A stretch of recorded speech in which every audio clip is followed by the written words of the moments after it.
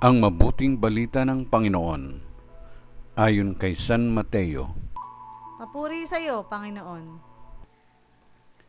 Noong panahong iyon, nilibot ni Jesus ang mga bayan at nayon at nagturo sa mga sinagoga. Ipinangaral niya ang mabuting balita tungkol sa paghahari ng Diyos at pinagaling ang mga may sakit, anuman ang kanilang karamdaman. Nang makita niya ang napakaraming tao, nahabag siya sa kanila, sapagkat sila'y lito at lupaypay, parang mga tupang walang pastol. Kaya't sinabi niya sa kanyang mga alagad, sagana ang anihin, ngunit kakaunti ang mag-aani. Idalangin ninyo sa may-ari ng anihin, na magpadala siya ng mga manggagawa sa kanyang anihin.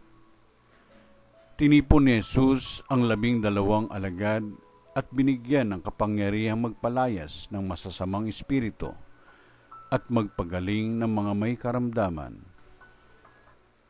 Sila'y pinagbilinan ni Jesus, hanapin ninyo ang mga nawawalang tupa ng sambahayan ng Israel.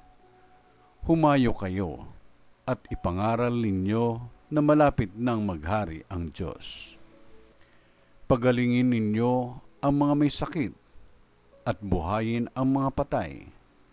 Pagalingin ninyo ang mga kitungin at palayasin ang mga demonyo. Yamang tumanggap kayo ng walang bayad, magbigay naman kayo ng walang bayad. Ang mabuting balita ng Panginoon. Pinupuri ka namin, Panginoong Jesucristo.